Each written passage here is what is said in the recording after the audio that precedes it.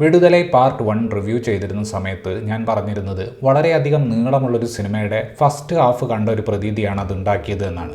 രണ്ടാം പകുതിയിൽ ഒരുപാട് ബാക്ക് സ്റ്റോറികൾ വരാനുണ്ട് എന്നൊരു രീതിയിലാണ് ആ സിനിമ അവസാനിപ്പിച്ചിരുന്നത്. വിടുതലൈ പാർട്ട് 2 വരുമ്പോൾ കഥ ഇപ്പോഴും നമ്മൾ കേൾക്കുന്നത് കുമരേശൻ്റെ പോയിന്റ് ഓഫ് വ്യൂവിൽ നിന്നാണെങ്കിലും ഫോക്കസ് പെരുമാൾ വാദ്യാറിലേക്കാണ് പോകുന്നത്. വാദ്യാരുടെ കഥ വാദ്യാരുടെ വായിൽ നിന്ന് തന്നെയാണ് നമ്മൾ ഇത്തവണ കേൾക്കുന്നത്. സൂരി നായകനായ ഒരു ചെറിയ സിനിമ എന്ന രീതിയിൽ തുടങ്ങി ഷൂട്ട് ചെയ്തു പോകെ കഥ വലുതായി ഗസ്റ്റ് റോളിൽ വന്ന വിജയ് സേതുപതി ഏതാണ്ടൊരു മുഴുവൻ സിനിമയുടെ നായകനാകുന്ന അവസ്ഥയിലേക്ക് പോയ ഒരു സിനിമയാണ് വിടുതലൈ. വിടുതലൈ പാർട്ട് 2 വരുമ്പോൾ സിനിമ നേരിടുന്ന പ്രധാന പ്രശ്നം എന്താണെന്ന് വെച്ചാൽ വാദ്യാരുടെ കഥ പറയാൻ വേണ്ടി സൃഷ്ടിച്ചിട്ടുള്ള ഒന്നാം പകുതി കാരണം വളരെ മികച്ചു നിന്ന ഒരു രണ്ടാം പകുതി നമുക്ക് വേണ്ട രീതിയിൽ ആസ്വദിക്കാൻ പറ്റാതെ പോകുന്ന ഒരു സാഹചര്യത്തിലേക്ക് കാര്യങ്ങൾ എത്തുന്നുണ്ട്. ആദ്യ സിനിമയിൽ അവസാനം കണ്ടതുപോലെ വാദ്യാർ ഇപ്പോൾ പോലീസിന്റെ കസ്റ്റഡിയിലാണ്. തങ്ങളുടെ നേതാവിനെ മോചിപ്പിക്കാൻ മക്കൾ പടൈ ഏത് നിമിഷവും വരാൻ സാധ്യതയുള്ളതുകൊണ്ട് പോലീസുകാർ വാദ്യാരെ വേറൊരു സ്ഥലത്തേക്ക് കൊണ്ടുപോവുകയാണ്, കാട്ടിലൂടെ. ആ യാത്രയിൽ വാദ്യാർ പറയുന്ന അയാളെക്കുറിച്ചുള്ള കഥ, നിഷ്കളങ്കനായ ഒരു ടീച്ചറായിരുന്ന പെരുമാൾ എങ്ങനെ ഇതുപോലൊരു റെബൽ നേതാവായി മാറി എന്നതാണ് വിടുതലൈ പാർട്ട് 2 നമ്മൾ കാണുന്നത്. പാർട്ട് 1 കഥ അവസാനിക്കുന്ന സ്ഥലത്ത് നിന്ന് തുടർന്ന് നടക്കുന്ന കാര്യങ്ങൾ വളരെ ഗ്രിപ്പിംഗ് ആയ രീതിയിൽ തന്നെയാണ് അവതരിപ്പിച്ചിട്ടുള്ളത്. ആ ഭാഗങ്ങളിൽ വാദ്യാരുടെ മനുഷ്യത്വം, പെരുമാറ്റം, അയാളുടെ ക്ലാരിറ്റി ഇതെല്ലാം നമുക്ക് മനസ്സിലാക്കാൻ സാധിക്കും. വിജയ് സേതുപതിയുടെ പെർഫോമൻസിന് ആ ഒരു ഗ്രേസ് ഉണ്ട്. പഴയ കാലം കാണിക്കാൻ വേണ്ടി സിനിമ എടുത്തിട്ടുള്ള സമയവും എഫേർട്ടുമാണ് സത്യം പറഞ്ഞാൽ വേണ്ടത്ര രീതിയിൽ വർക്ക് ആകാത്തത്. വിജയ് സേതുപതിയുടെയും മഞ്ജു വാര്യരുടെയും തലയിൽ കാണുന്ന വിഗ് പോലെ തന്നെ ആ ഭാഗങ്ങളിലെ വെട്രിമാരൻ്റെ എഴുത്തിനും ഒരു പൂർണ്ണതയില്ല. 3 മണിക്കൂറിനടുത്തുള്ള സിനിമയിലെ ആദ്യത്തെ 1 മണിക്കൂർ 20 മിനിറ്റിനുള്ളിൽ പെരുമാളിൻ്റെ ഭൂതകാലത്തെ ഒട്ടുമിക്ക സംഭവങ്ങളും പറഞ്ഞു തീർക്കുക എന്നൊരു ഗംഭീര ടാസ്ക് സിനിമയ്ക്കുണ്ട്. 9 എപ്പിസോഡുള്ള സീരീസിൻ്റെ ട്രെയിലർ കാണുന്നത് പോലെയാണ് അവസ്ഥ. എന്താണ് അവർ പറയാൻ ഉദ്ദേശിക്കുന്നതെന്ന് നമ്മൾക്ക് മനസ്സിലാകുന്നുണ്ടെങ്കിലും കഥാപാത്രങ്ങൾ അനുഭവിച്ച വേദന ഒന്ന് അടുത്തറിയാനുള്ള സമയം തരുന്നില്ല. പിന്നെ പല ഡയലോഗുകളും സിറ്റുവേഷനുകളും ജെൻഡർ പൊളിറ്റിക്സും കാസ്റ്റ് പൊളിറ്റിക്സും പറയാൻ വേണ്ടി സൃഷ്ടിച്ചതുപോലെ തോന്നി. സിനിമ എന്ന മീഡിയം രാഷ്ട്രീയം പറയുന്നതിന് വേണ്ടി തന്നെ ഉള്ളതാണെന്ന് ശക്തമായി വിശ്വസിക്കുന്ന ഒരു ഫിലിം മേക്കറാണ് വെട്രിമാരൻ. എനിക്ക് തോന്നുന്നത് ഈ സിനിമയുടെ ഫസ്റ്റ് ഡ്രാഫ്റ്റിൽ വാദ്യാരുടെ ബാക്ക് സ്റ്റോറി ഇത്രയ്ക്കൊന്നും ഉണ്ടായിരുന്നില്ല.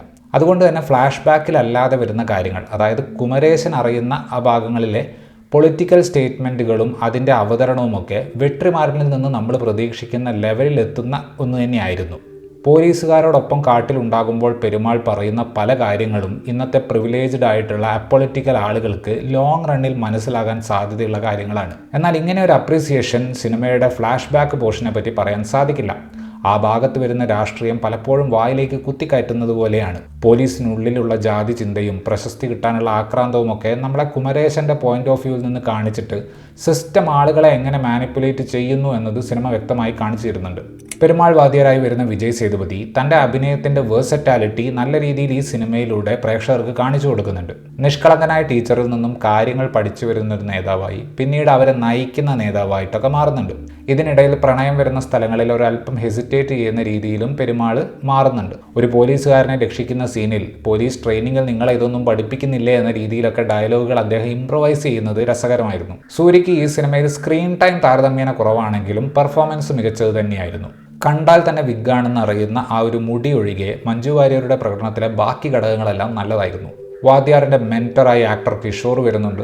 ആക്ടർ ചേതൻ കഴിഞ്ഞ സിനിമയിലെ അതേ കഥാപാത്രത്തെ റിപ്രൈസ് ചെയ്യുന്നു. ആ കഥാപാത്രത്തിനെ നമ്മൾ ഇത്തവണ കാണുന്നത് വേറൊരു രീതിയിലായതുകൊണ്ട് നല്ല പ്രകടനത്തിനുള്ളൊരു സ്കോപ്പ് ഉണ്ടായിരുന്നു. അത് അദ്ദേഹം നല്ല രീതിയിൽ തന്നെ പെർഫോം ചെയ്യുകയും ചെയ്തു. വളരെ സോഫ്റ്റ് സ്പോക്കൺ ആയിട്ടുള്ള എന്നാൽ കുരുട്ടുബുദ്ധിയുള്ള ചീഫ് സെക്രട്ടറി ആയിട്ട് വന്നിട്ടുള്ള രാജീവ് മേനോൻ നല്ലൊരു പ്രകടനമാണ് കാഴ്ചവെച്ചത്.